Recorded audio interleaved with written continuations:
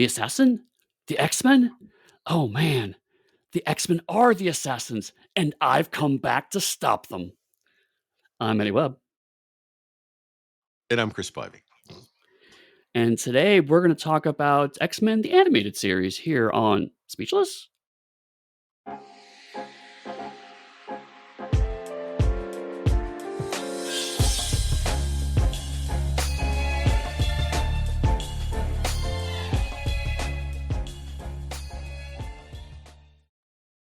Hello, and welcome to the last episode of our brief little Speechless run. This isn't quite a comic book, but we're talking about it in the context of two comic book issues, so it's kind of, sort of speechless. It's something new we're trying. I can't explain it. I don't want to explain it. It's X-Men, baby. It gives us the gap to go back to genreless from Speechless. It's an easy transition. Right. But we are going to do this more in the genreless style because we're going to cover two episodes of the original X-Men animated series, season 1, episodes 11 and 12, which are Days of Future Past Part 1 and 2. Shockingly enough, on our Days of Future Past examination. So, Eddie, I didn't yes. watch this at all. I actually went and I watched the movie that has Omar Sy, who plays Lupin in the Lupin TV series, because he was awesome. You know what? That's it. Funny enough, I've actually never watched the Days of Future Past movie. I probably should at some Oh, it's point, not good. just because I love him. But I love him, though. I love the actor. Okay. So we're going to get a whole bunch of hate because I said it's not good. It is a decent movie if you're a fan of Wolverine, Magneto, and Charles Xavier from the Fox universe. It is kind of still their movie, and it's all about Hugh Jackman. I, on the other hand, have enjoyed Hugh Jackman's Wolverine, but I am not a big fan how everyone else is. And then it was too much of all of Hugh Jackman and the Wolverines and the X-Men. Right. I mean, at some point, it might be interesting to cover at least some of the X-Men movies, but I personally will say that the X-Men were very much a product of the popularity of X-Men in the 90s, and the structure of the movies reflect that. So it is all Wolverine all the time because that is what the comics in the 90s did. Also, it started off kind of being ashamed of being comic book movies and then slowly grew out of that, but in very awkward bursts. Plus, the idea of a cinematic universe wasn't really a thing, so they kind of like are fumbling around the edges of building something that we later codify as a quote cinematic universe. So it's fascinating. It's a fascinating series. That does not make it good.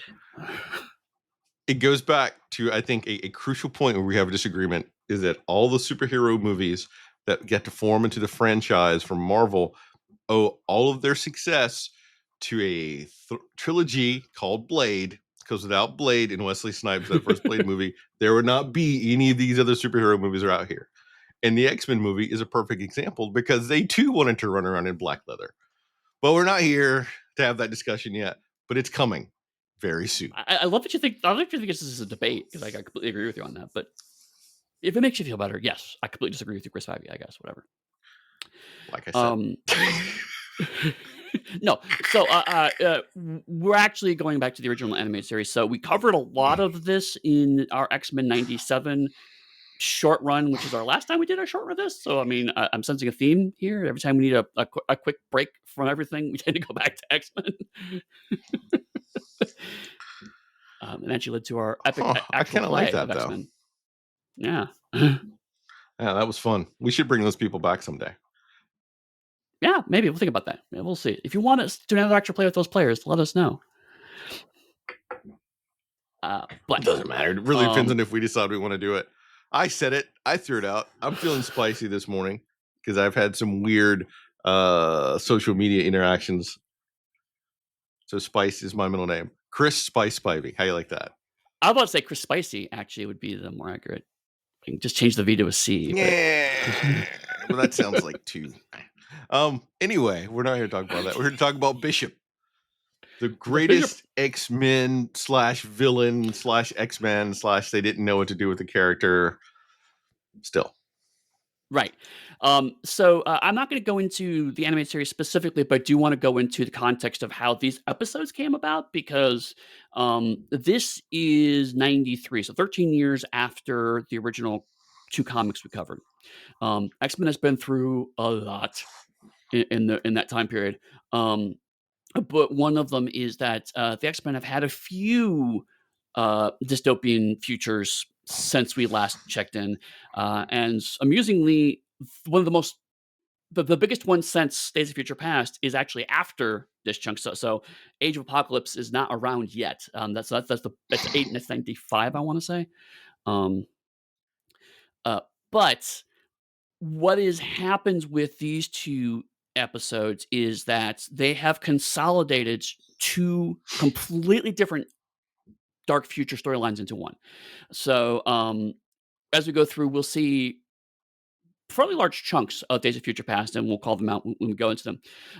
But in the '90s comic, there is a second, which I think is ongoing at in '93, storyline of a dystopian future where mutants are hunted down. Um, and one of the people who were originally a hunter of mutants named Bishop comes back in time because he believes one of the X-Men is a traitor, and that if he kills that traitor, it will stop his dark future from coming about. It is heavily implied to be Gambit in the comic. I do not believe that is actually solved by the Well, time this cartoon came around. because in the comic, I think he's hunting the Witness, who's also goes by the name like LeBeau and has Right. powers that can charge objects. And there's a lot of that associated with it. I don't know if it's resolved, but I also know that it leads into, and this could be like comic retconning itself, is that eventually Gambit is associated with the Marauders who worked, sorry, Apocalypse, whose people killed the Morlocks in the sewers and hunted the Right. X-Men, and Gambit was part Something like of that. them. So he's Right. And then like technically also there's a weird retcon where it's like at one point in time it's technically his wife that's actually that, and it was one of the things that was set up for a long game thing, but the writers who followed on didn't have Claremont's vision for long game writing, and so it got dropped and forgotten, then picked back up by different writers and fumbled around. And Fabio Nicieza basically tried to salvage it at one point in time. Um, so uh, the Witness, though, is in a great concept. yeah, yeah, it's a great idea. It's a great way to liven up the team dynamics of the book because everyone had very well established, became to trust each other, and it's a great way to kind of mix that up. Um, and then, of course, in the midst of all this, there's a third dystopian future, which is the one where Cable comes from. Not relevant to these two stories here, but it is noteworthy that that also gets folded into in the animated series. That story also gets folded into this dark future because that is a further dark future that Cable comes from.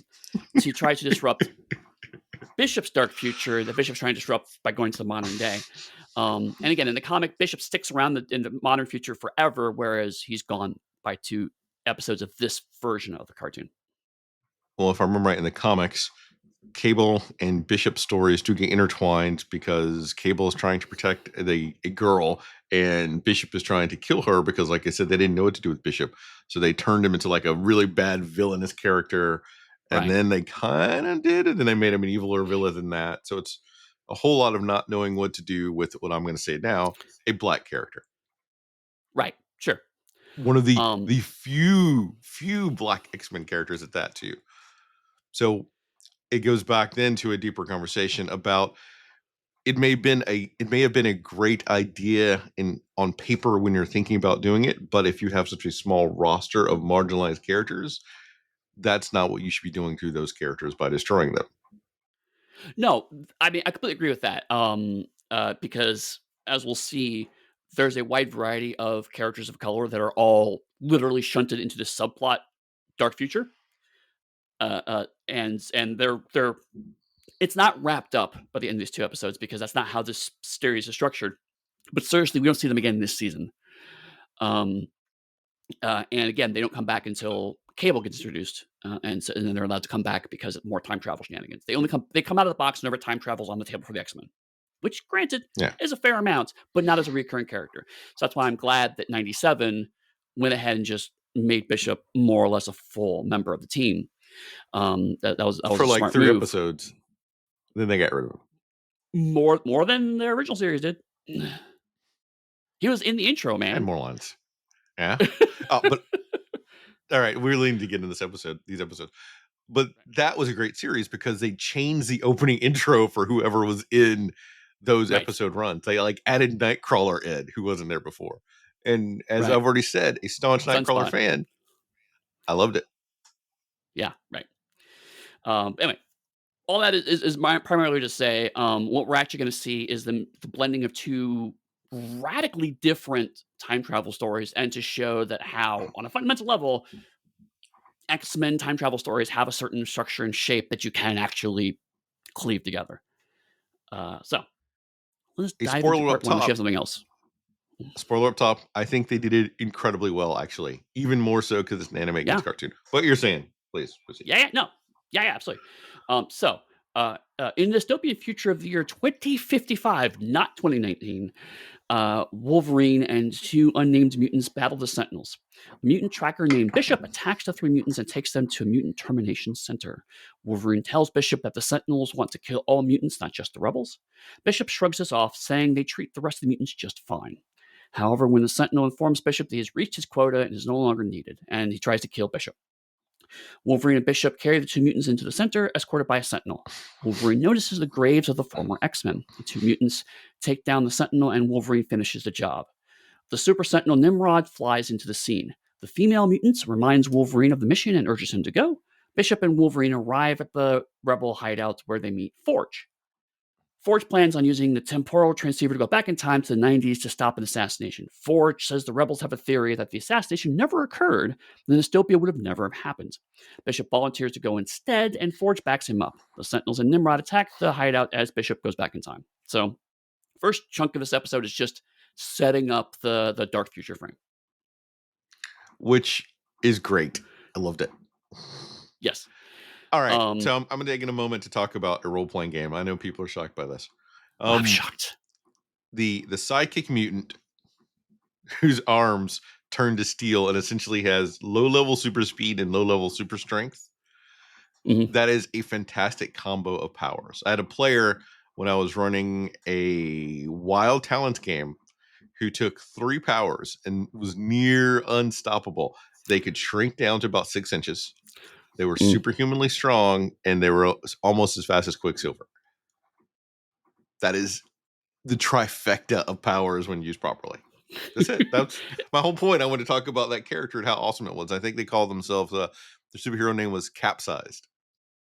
Capsized. Oh, I'll say it's like a basically make yourself into a bullet functionally. Yeah, hard to hit, dealing out a bunch of damage, and you don't stay in one spot. Beautiful. Mind you, I Yes. also then had them fight MODOK because I love MODOK. Oh, I love MODOK so much. That's it. But we're not here to talk about MODOK. But that mutant reminded me of that character, and I still love to see that power on display.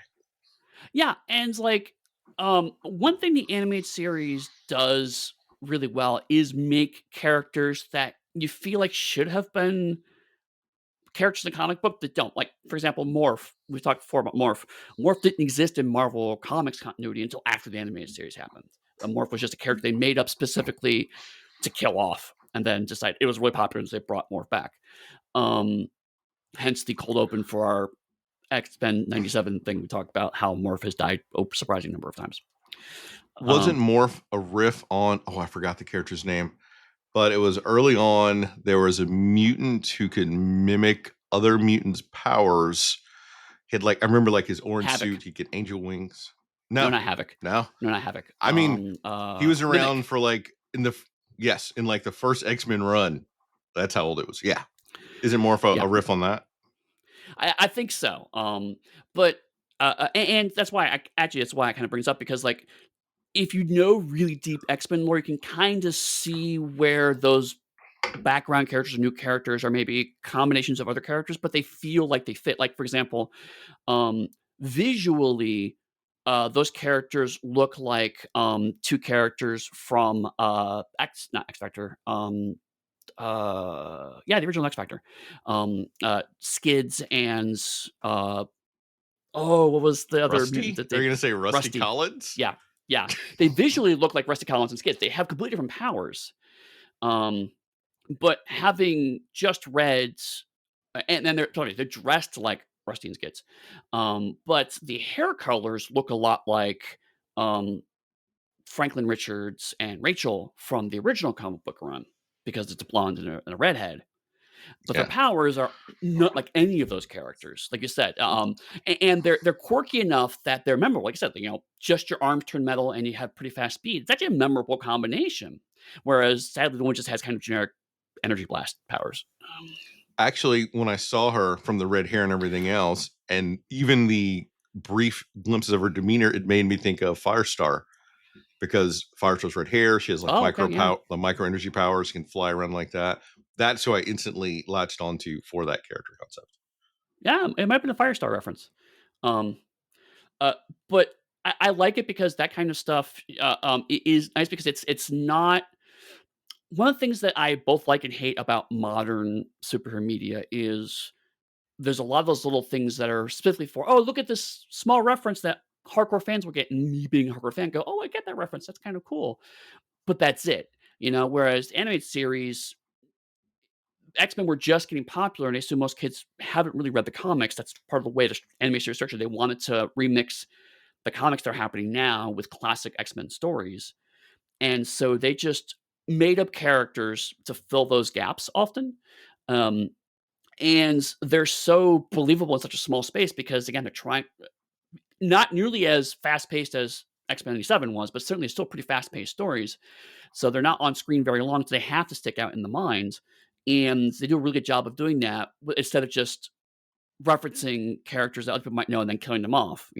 It's so Yeah. it's a nice balance that you don't quite see anymore, which is interesting.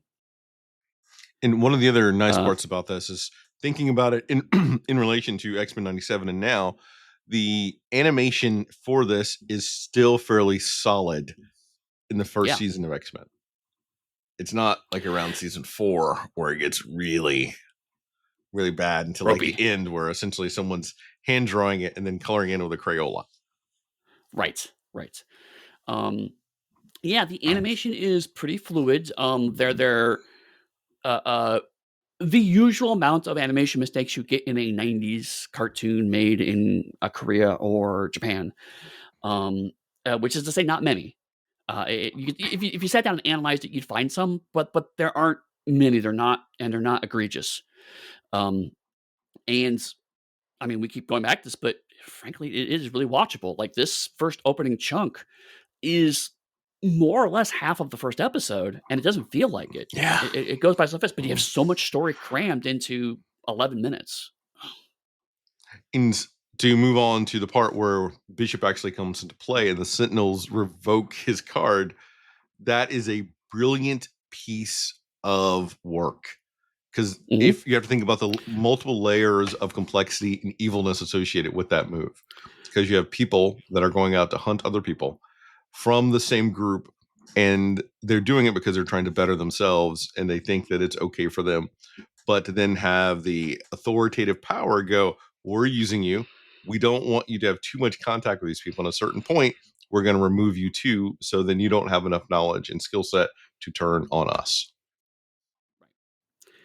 Um, One thing that helps with the scene, which is a bit of larger context, is unlike the comic book where the Sentinels have been gone for a good long time, and Claremont, or more specifically, we point out Byrne wanted to reestablish how scary Sentinels could be. The Sentinels are actually the entire antagonist for all of season one of the animated series, so they have been around just about every episode of this season, and the big arc of this season is Trask slowly getting more and more power through um, uh, the senator, whose name I immediately escaped. 'Cause didn't they change it for the cartoon? Um, no, because the president. They're changing it to control the president, right? That's what it is. Um, Mhm. and so this the by taking all of the like 20 years of Sentinel stories and kind of cramming it into one season, uh, you never lose at any point in time the Sentinels are dangerous. So when you see the dystopian future and then Bishop rolls up and immediately you see Sentinels, a lot of stuff's clicking into your place if you're watching this show so far. It's the, "Oh, shit, he's screwed." And sure enough, he gets screwed, and it's just like, "Oh," but the reason why that works so well is because Bishop is doing a lot of, um, I'm just doing my job and everything's good for me. And then when he gets screwed, when he says, "Fuck it, I'm now against Sentinels," it does feel believable, even though it happens in literally minutes, Yeah. because the rest of the show has been the Sentinels will screw over any mutants. They if they're using a mutants, it's got to be for their own purposes. And the fact that Sentinels they go, "Yep, your quota's been thing," destroy the card, which is, again, a great visual thing of like literally just destroying your card in front of you. And so when Bishop goes, "Well, fuck it," it does feel earned, which is weird for, again, such a short piece. Yeah, I loved it. And it's great visual thing for kids too as a shorthand. Very good storytelling. Yep. And again, we get the as they're going to the compounds, they have to drive through the graveyard thing, which is right out of the original comic. And just like last time, is a great way to shorthand this, except for, of course, it's now only Wolverine, as far as we know, who's alive. Although we find out later there are other X-Men that are still alive. Um, but so yeah, so Kitty is not the viewpoint character; it's Wolverine, because that is just the '90s now. So Wolverine is the protagonist of X-Men. That's just where things are at this point. Yeah. I'm still not a fan of it. Cyclops was done dirty. Right. Yeah. About my only grumble about this is well, first of all, there's a couple things. One is that Forge has so little screen time, so he's literally just regurgitating plot for this two-parter. Um, you only have 44 minutes to work with and a pretty large cast. So, I mean, I guess I get it. But I really like Forge as a character, and I feel like he's just kind of comes across as old Native American wise guy, which is not a great trope. Have you thought about how old Forge has to be, Eddie? That's true. He is because he was in the Vietnam War, wasn't he, in the original comic? Yeah. Yeah. And it is So he'd be over 100. 2055. Yeah. That's his mutant No. power, not his ability to create anything. Well, he's also like Saying. mostly cybernetic at this point too. So I mean, My biggest complaint is the spiderweb effect of the time transporter that Bishop leaps into and sits there for an extra couple minutes. It's like, wow, that is a long ass time. That thing's not working. right. I mean, well, that was the other thing is like, also, it's a little rough of the why is Bishop going back instead of Wolverine, because as much as I don't want to see Wolverine be the protagonist of this story, um, this guy who was literally a tracker 10 minutes ago is now going to go back in time and save the universe. I mean, that was but a little hard to swallow.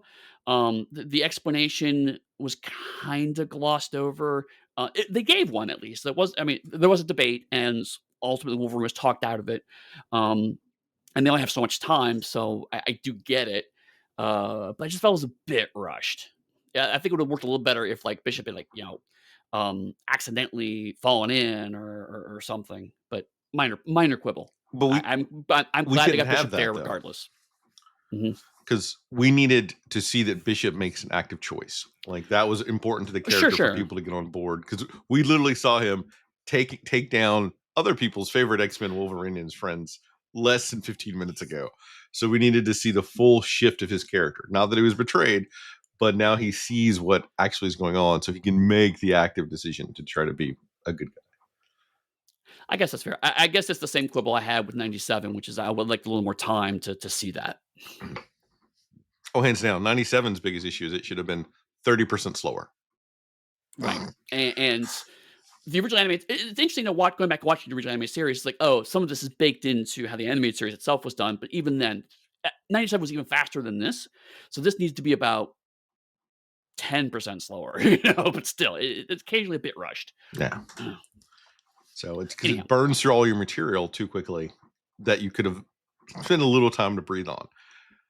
It did though introduce my favorite Sentinel, Nimrod, like the ultimate Sentinel yes. for a long time. Love Nimrod, and it was so much fun because during all this, they also essentially put a version of Nimrod into the old TSR Marvel Face Rip game too, who was a beast and near impossible to stop. How Nimrod should be. Great storytelling, and the fact they Yeah. never stopped Given Nimrod. how yeah, that's what I'll say. Like yeah, these characters introduced in these episodes, you don't see him often, but the way everyone reacts around Nimrod and it is like, oh my god, he's a badass. We gotta run. really helps to sell that this is a scary character. Anything else about the first half of this? Just can't believe it's a fly trap that got Bishop back in time. That's it. Bishop finds himself in an alley, and after briefly thinking the time travel didn't work, he actually finds out that it did, although he cannot remember much about his mission. Rogue and Gambit visit Beast in his jail cell, which is part of a subplot for the whole season. Gambit says he doesn't understand how Beast can stand living in a cell. Bishop studies his transceiver and deduces he must have been sent back in time to stop the assassins, which must be the X-Men. Bishop steals a bus, because of course he does, and drives to the X-Mansion and starts attacking Storm and Cyclops. Wolverine stops Bishop and prepares to kill him. Professor Xavier stops him and scans Bishop's memories of the future. The X-Men, especially Wolverine, do not trust Bishop's story at first, because why would you? The transceiver warns Bishop that something has come through the time portal. Bishop and the X-Men investigate the residual energy from the portal and encounter Nimrod. The Super Sentinel attacks the group.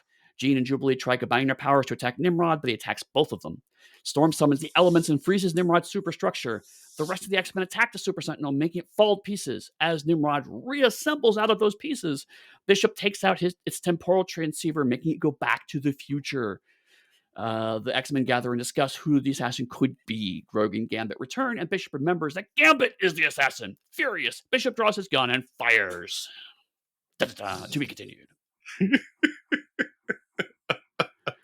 So, I straight up love him waking up in an alley going, no, I'm still in my dystopian future. Oh, wait, no, it's just New York.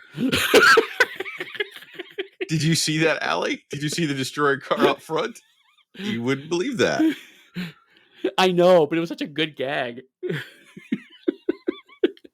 And it was kids playing out in the daylight is what made him believe that he was in the past. Right. That is horrific if you actually stop and think about it. Yes. It was a great moment of like, because we have to get to he realizes in the future, but that moment of brightness makes the future he just left even darker, which is, yeah, you're right. It's like, oh, Jesus, that's so bleak. But again, good storytelling in a very short space. In the series, when it hits, it's really good at. And it was also nice that when he stole the bus, he couldn't drive the bus completely accurately. It was like it's grinding gears and it's shifting all over the road. It's so good. Because he was from 2055, where they have like different tech levels, and now he's coming back to Earth that has different types of vehicles and a lower tech. So it was a nice touch too. Right. But come on. Driving the bus through the X-Men's front gates, Jubilee on monitor duty. Peak 90s. Yeah. Nothing better. Nothing here ever happens. Crunch immediately at that point in time. It's like, yes, of course. That's how it works. So really briefly, the Beast stuff. It is part of one of the things that the animated series does that it pulls from Chris Claremont's run is the idea of lots of different plots seeding through much more like a soap opera, and so at least the first couple of seasons of the animated series are structured like that.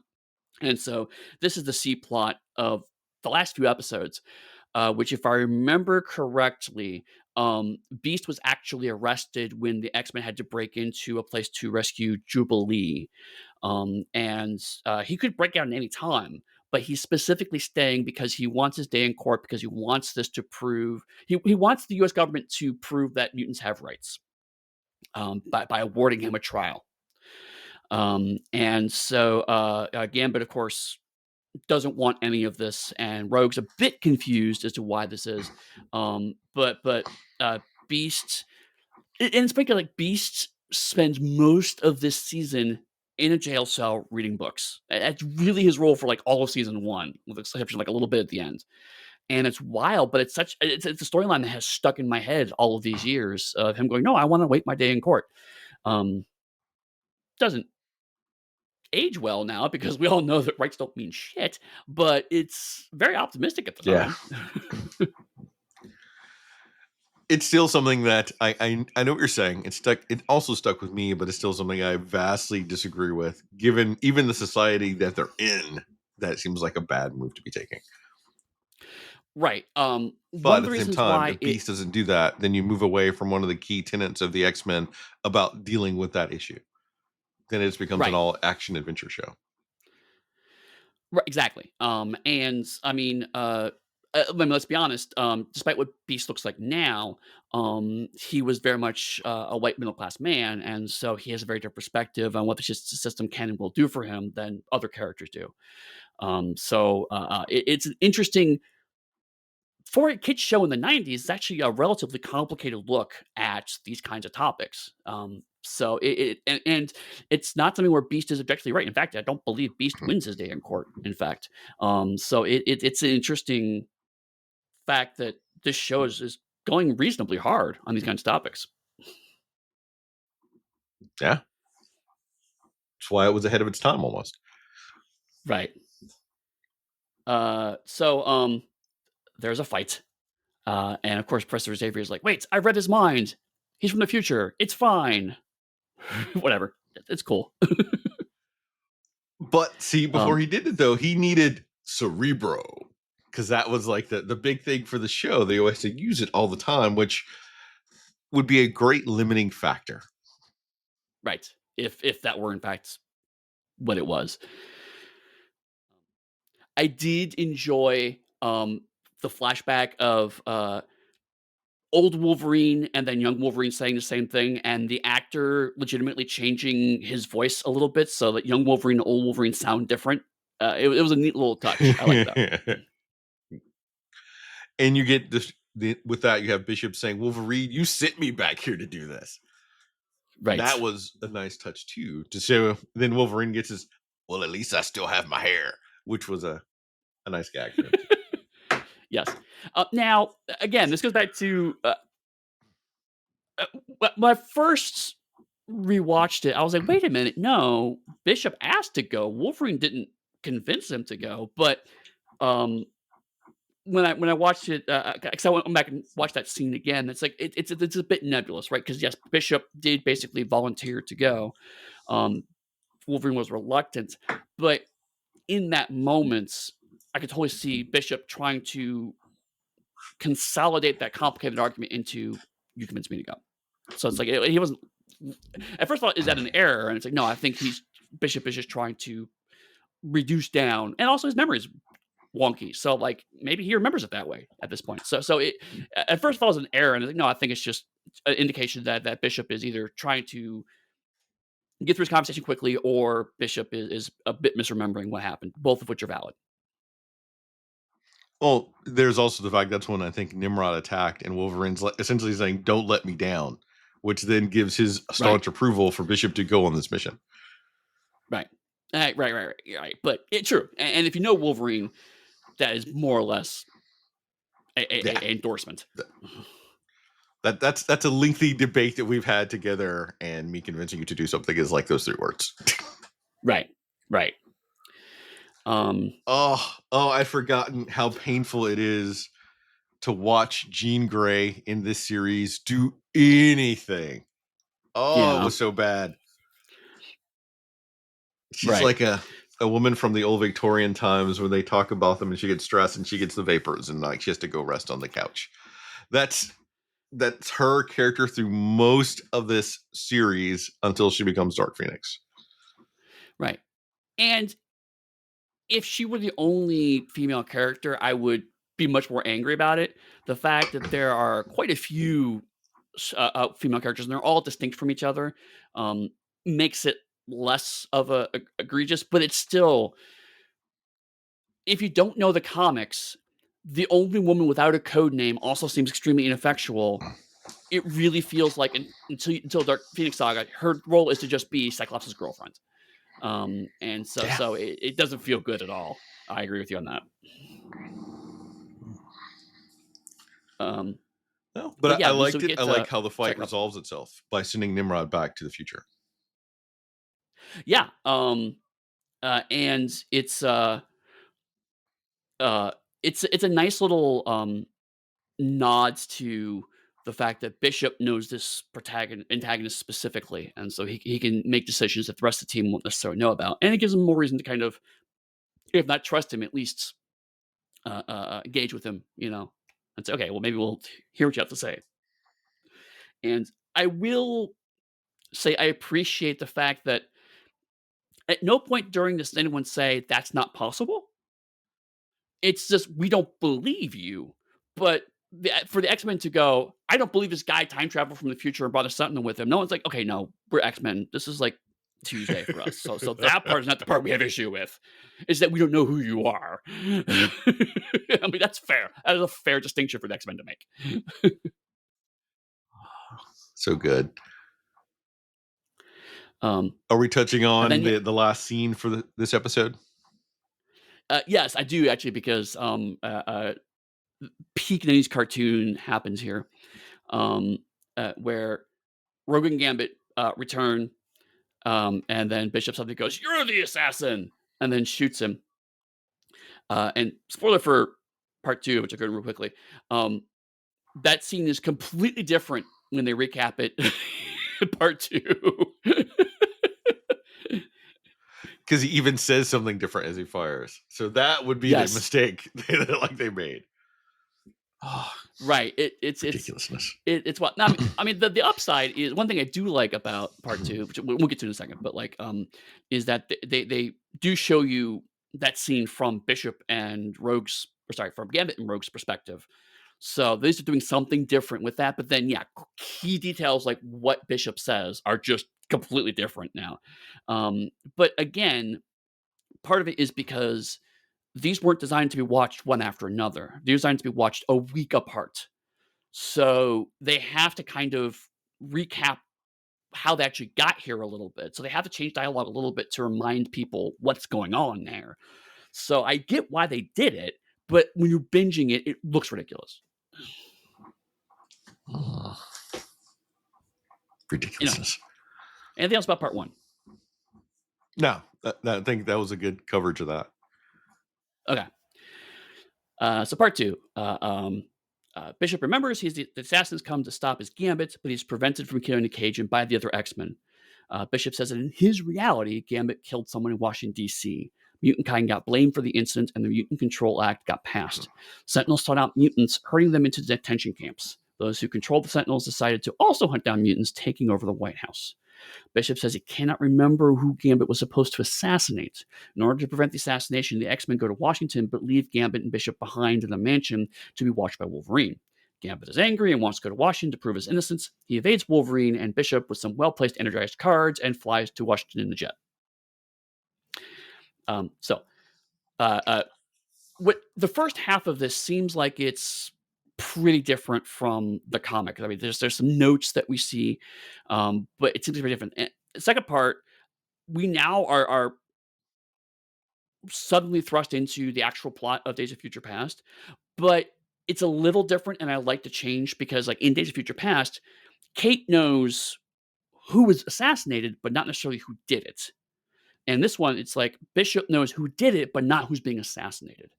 And so that change puts a different spin on how they approach the problem, how they approach the topic, while still keeping the whole point of I have to go back to stop this intact. So it's if you know the original Days of Future Past, you kind of see a chunk of where it's going, and also the fallout he describes is very similar to Days of Future Past, and his let me explain to you what happened. It's very similar to what Kate did when she possessed Kitty in Days of Future Past. So there's a lot of overlap in this, but it's just different enough that it keeps your get my engagement anyway. Because it's like, oh, I'm curious, how does this change? How does this different? So to that extent, to I guess touch more on the comparison and contrast that we're supposed to be doing that I didn't do for the first episode, is the fact that when we have Bishop who's going to go back in time, Bishop doesn't possess anyone else. Bishop actually comes back as a person. His full being is of himself. It's not someone else going back in time to possess a younger version of themselves, which is one of the differences in and of itself that plays differently because Kate would have had initial trust of the other X-Men to believe their story because Kitty was part of that group versus Bishop, who's going to have to cold call them. And even the interactions are different. So little beats like that are also inherently different, but the same. Right. And so to me, this is a good adaptation because you still get the rough structure of it. If you gave it even higher plot summary than we give, it will look pretty similar to extremely high plot summary of the comic book, and go, "Oh yeah, those are both Days of Future Past. They just swapped Kivy for Bishop. That's more or less the same." But when you get into the details, you start to realize it's actually a pretty different story, and it is specifically tied to what's going on in both the animated series storyline and also what people expect from an X-Men comic in the 90s. Because what people expect in an X-Men comic in 1980 is a little different. And that's worth kind of digging into. Because when we covered those two issues, we talked a lot about how it had just gotten popular. They weren't quite sure what the formula is yet, but they know that Claremont's doing really good work, and they wanted to keep doing it. And, John Byrne's really excited to work on it, so give him a little more authority over it, and just keep doing that for a while. By 93, Marvel has it in their head what they think an X-Men story should be. And so the animated series is kind of reflecting that. And one of them is lots of inter team tension, which if you remember in the 80s issues, a lot more internal conflict. Storm worrying about if she should be a good leader. Wolverine's still worried about his berserker rages. Kitty's still worried about her whole new life. So that a lot of it was internal conflict rather than team conflict necessarily. This is much more everyone screaming and yelling at each other in a soap opera style fashion. So they're externalizing a lot more of that, and by the small swaps of an actual person we don't know has physically gone through time, and has memory gaps. So Charles Xavier can't read his mind to find out what's really going on. Opens up a lot of that. How does this actually work? So yeah, it's a good way to thread the needle on both of those, and again, tell a very complicated story in 44 minutes. Because for the comic, it would have been easy. They had to remove Xavier from that location, and that is the impetus of why the X-Men then traveled to DC, versus already having Xavier at the school with them, giving them the mission to then fly to DC. Um, Oh, they love it. also make the story of how we got to the future a bit simpler. Because if you remember, we were talking about how they tried to pass the Mutant Control Act. It failed. The Sentinels rose up anyway and more or less performed a coup to take control of things. Here, the Mutant Control Law passes. So the government is complicit with this, and then eventually Sentinels go, "Hey, now that we have authority over you, we're just going to go ahead and start taking over." So it's more of inside slowly taking over things, which plays into the more X-Files style of storyline that this season of the animated series is trying to play for. Which X-Files would have been another wildly popular show at the time at this point. Because I Mhm. think X-Files probably started in, was it 88 or 89, which would have given them about 3 or 4 seasons, which they found their footing around, I think, season 3, because the first season of X-Files was not well received. Yeah, I mean, we very much feel like think of X-Files as a 90s phenomenon. That's partially because much like how Next Generation was technically started in the 80s, you're right, but it didn't really hit wide stream until like 90, 91. So that's when it became a phenomenon when it Mhm. found its feet.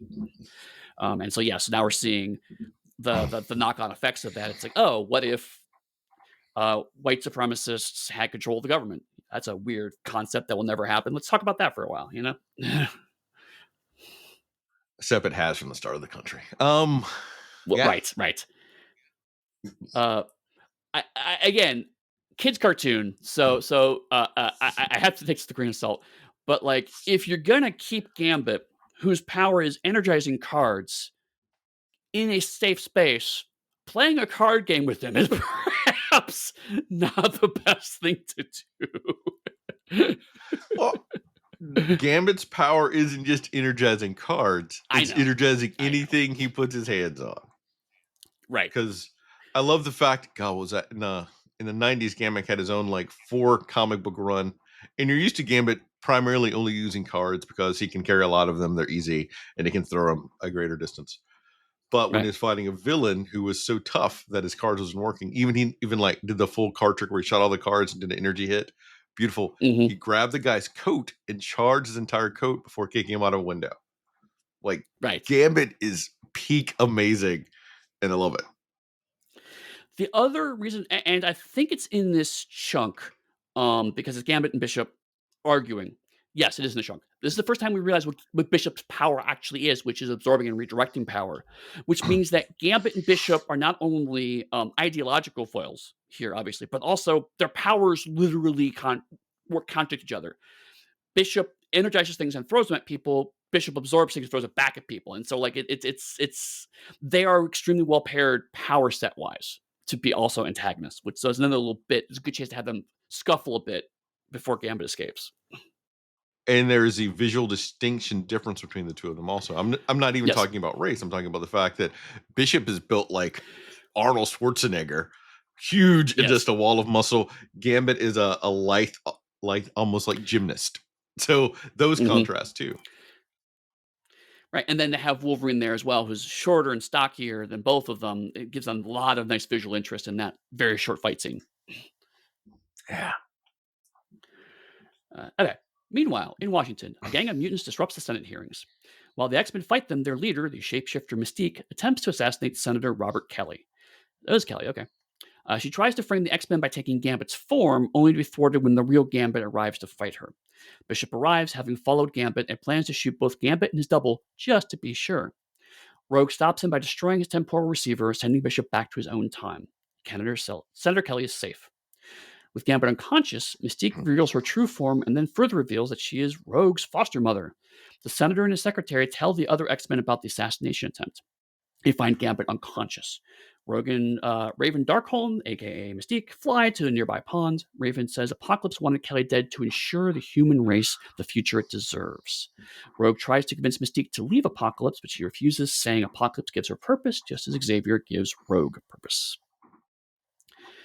And again, the beats of the story are still there, but they're going in very different directions. And that's what I was going to touch on too. Like the beats are almost point for point, because you even in the original comic, when Mystique was impersonating Nightcrawler, Wolverine's like, "I'll just stab them both. Kurt can teleport away." And you have Bishop here, "I'll just shoot them both." So even that beat is the same. Oh, beautiful. Yes. And her Mystique's gang of mutants are go unnamed, but it is very clearly the evil mutants from the original comic. But they're just here to enact Mystique's plan, so we don't even give them much of dialogue. Even really, I think Pyro's horrible British accent comes out at one point. But that's about it, you know. Is he British or supposed to be Australian? I can't remember. Well, I mean, he's supposed to be British, but how he sounds in the cartoon. I think it's supposed to be East London, and it comes across very Australian. Yes. But again, like originally it was Senator Kelly was to be killed for as part of the Hellfire Club's plan to infiltrate the U.S. government in the original comic. Now he's being killed as part of Apocalypse's overall plan, because Apocalypse is very much one of the big villains of early 90s X-Men comics. And I believe Apocalypse's arc is really season 2-ish. It starts seeding Apocalypse. He shows up here and there in season 1, but start really seeding him. I think he starts becoming really bigger in 2, or maybe even season 3. But it makes sense. Still like season 3. But again, it makes perfect sense. He's an anti-mutant bigot, so we kill him so that mutants are respected and feared, which is usually Magneto's bit, but here it makes more sense to kind of transpose all that onto Apocalypse, because it's only the powerful shall rule. Funny, given Apocalypse was originally supposed to have been the owl, so that's always great to see. I know. It's like, it's amazing how I'll never forget that. A little more interesting, and it just sets off decades of continuity. Because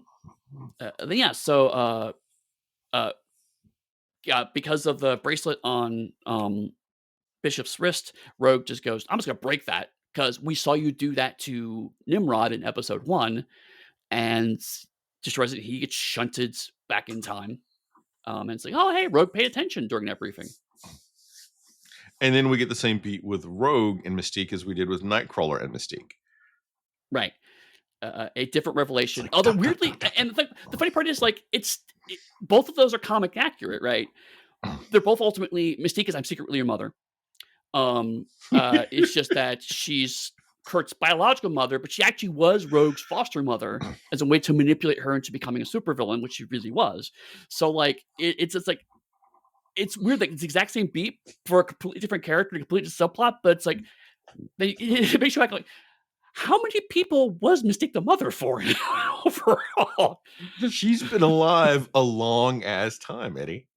Right, Sometimes you got to take care of people so you can use them later for your own means. right.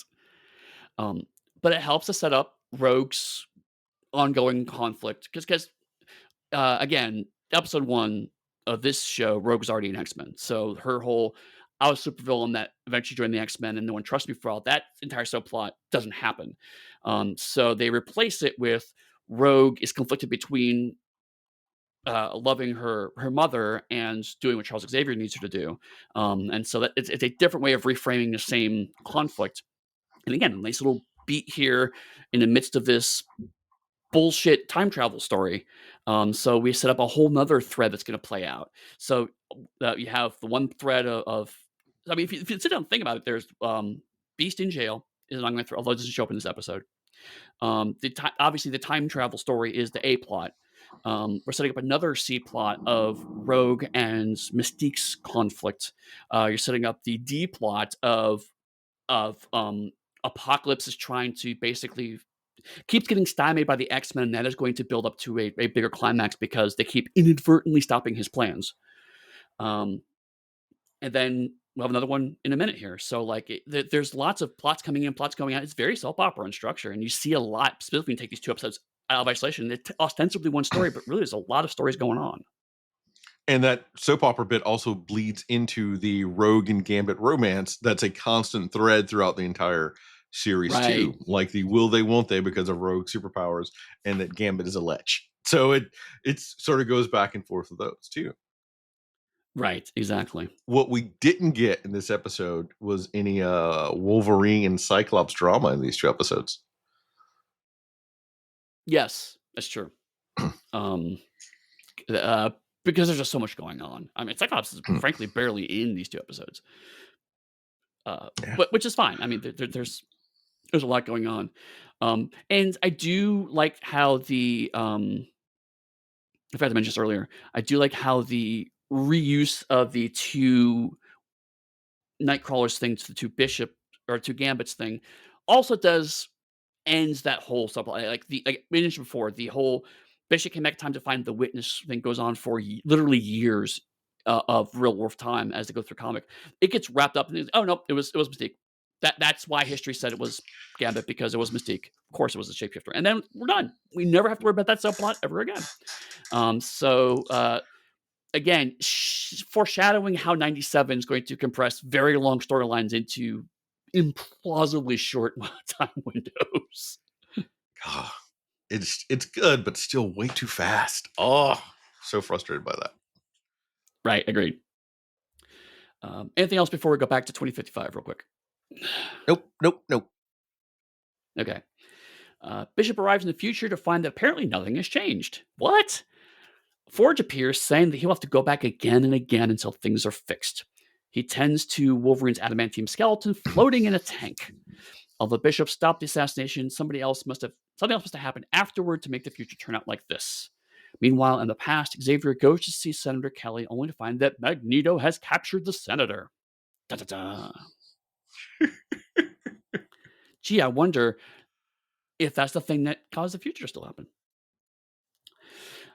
So that's a Yes, nice touch because it's also homages the comic. Because in the comic we get an ambiguity of whatever might have happened. We don't know for certain. But when they pick back up on it, the future in that Earth did not change. What it did is it created a splinter version of reality where stuff happens. right. And it takes, God, like a decades later for something to go and change that Earth, which doesn't change it from the past, but it changes it in the future time that it's in to make it better. Right. Um, eventually Marvel just gets around that by saying that at a certain point in time, if you try to change a future enough, it breaks off and becomes this actual multiversal splinter. So like Age of Apocalypse, for example, technically speaking, was prevented, but there was so much effort and energy around trying to stop it that it ended up breaking up, becoming its own actual multiverse bit. Days of Future Past is another one because ultimately Rachel Summers is going to come back from that. So it's a nod towards that. But again, it's funny. Like at the end of those two comics, it was uh, Sebastian Shaw conspiring with Kelly to try to get the Sentinel program progressed. Here, it's Magneto's captured Kelly. So both of them continue the Senator Kelly subplot in very different ways. That's both stretched from those continuities. Um, it's when we K- first talked about this, I was like, I was expecting it to be kind of sort of the same, but not really. But really watching, I was like, I was genuinely surprised and pleased to see how the core beats were all still there. And I was like, oh, this is basically the same story, but every single beat, there's a twist to it and a change to it, and they all feel natural and organic to what the animated series is trying to do. And that's one of the that's how you do something that does a riff on another concept. That's the same thing. Yep. You don't want it to be the same. You don't want it to be identical. You want it to have the beats so that if you know both of them, you can get something from each different version of the story that you're watching, but they should be able to stand on their own. Right. Yes. And so if you've never read the comics, this doesn't feel like, oh, this is a retread of a 13-year-old story. This feels like just the next logical step of things that are happening in this ongoing cartoon, which again, in and of itself was a wild concept. In 93, the idea of a serialized cartoon was a pretty new thing. So already this was a new concept. And so, wow, if you know a lot of X-Men continuity, you can watch the first 2 or 3 seasons and go, oh, this is this story, this is this story, this is this story. They recall the same thing most of the time. Um, and go, yeah, I can see where this is all a remix of Claremont's work. But the thing is, like you said, it's a remix. It is much like a good remix of a song becomes its own distinct song while still referencing the original song. And it's ultimately, if it's done well, it becomes a good version of that song that stands on its own while still homaging the original. And this is very much the same way. This makes the original story feel even cooler if you know it. And if you don't know it, if you come the other way around, if you watch the cartoon and then go back and read the comic, it could very much read like, oh, this comic was written based off of this story. You know, it's genuinely hard to tell which direction the inspiration is if you don't look at the timeline of it. So yeah, this is adaptation's absolutely done correctly. 100% agree. I'm glad that we decided to take this slight deviation of a run, Yeah. and it's just not because of the misrecording of something. But for the show itself, one of the things that I loved as a kid, and even I love now, is that it picked up with the X-Men on a random day of their existence to start the show. So we're Mhm. avoiding all the origins and like people not having backstories. Because what this did is watching it, we have Storm, G, and everyone says, I've had my darker days. And that gives you a chance, if you know comics, to think, oh, that's right. Storm was originally like a thief running around the streets with a gambit for a while after she got turned into a kid by Nanny. There's some comic stuff for you. Jean, this could be referring to her time as Phoenix before Dark Phoenix. And there's so many different layers that are built on characters that have established histories that they could pull in and make references to. And even if it's not true with their intention, it's there if you know the comics. Yep. Exactly. Um, it's in a way, it's like if you are a fan of the comics, if you ignore the fact that the same storylines get redone, it does feel like it's dropped into that continuity and kind of follows from it. But again, it's also rehashing those stories. So it's a bit of a weird approach.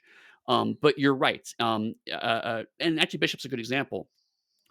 We just we first meet him in these 2 episodes. It's the first time we meet him.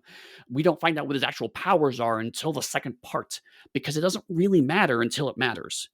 So there's, I mean, technically speaking, the first part of part one, the first elements of part one is his origin story in terms of how he becomes an X Men. But in terms of how he became mutants, why he became a tracker, we don't get into any of that. It's just we're in the middle of this, and We don't talk about his I holographic sister Shard. oh god, I forgot about that. And wasn't she like secretly like somebody? She wasn't. It wasn't even his sister. It was somebody else pretending to be his sister or something. I don't know all the retcons. Or we don't even touch on Trevor Fitzroy, who is the real reason that Bishop goes into the path. We don't talk about any of that. Right. Um, because ultimately, especially when you have a cast of what 7 regular characters like that, you just don't have time. And so it's like, no, we'll just bring stuff up as it matters.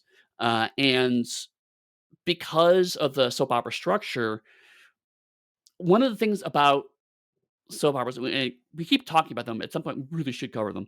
But one of the things about them is that the best time to start watching them is whatever episode's playing today, because there's always story you've never heard.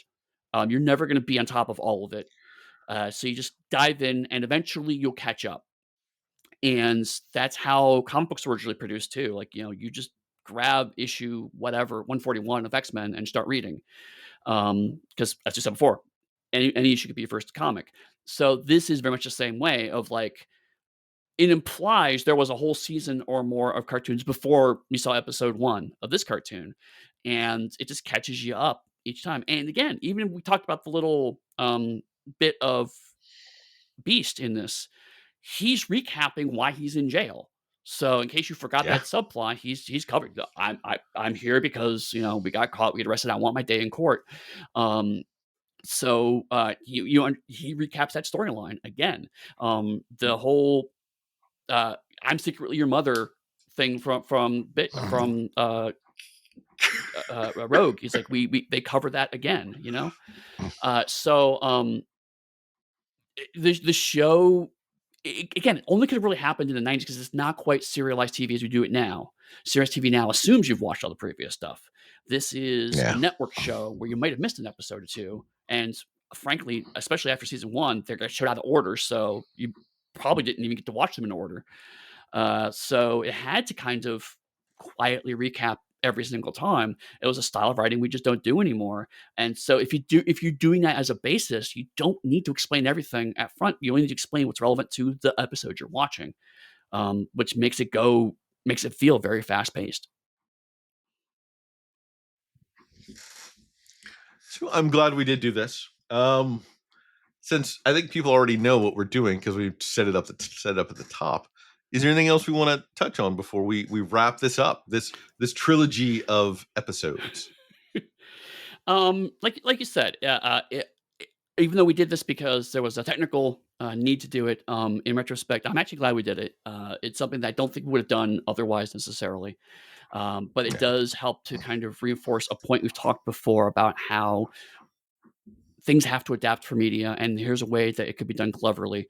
And also, it gives some more context for our discussions of 97, which was a great, and eventually there'll be another season of that. And I'm sure we'll probably want to talk about that when the next season happens. So good to kind of keep it we fresh. might actually know what happened behind the scenes. And so if you do want us to do a soap opera run, let us know. Because if we did one, though, we wouldn't start with the soap opera TV series. We'd have to start with Peyton Place, which I've been taunting Eddie with now for about 1.5 years, I think. Well, and then we could do we can bounce back and forth between American and British soap operas because also there's The Archers, which is another radio soap opera that's still going on actually. So yeah, well, we'll see. Because then I'd want to go back and do the Days of Our Lives. I think where Marlena is possessed by the devil. Yes, and then we could do there's something we could do anyway. But yes, if you're interested in that, let us know. But otherwise, Chris, if people want to talk to you more about their favorite X-Men, where would they find you? For X-Men, you can go and you can find me in the Darker Hue Discord. You can find me online as Darker Hue. If you want to talk to me about soap operas, you can do that in the exact same locations. What about you? You can also find me on the Darker Hue Discord. You can also find me at pugsteady.com. That's my website, and where you will find me on Blue Sky. And if that, we will see you next week where we talk about Bond. James Bond. Dun-dun-dun!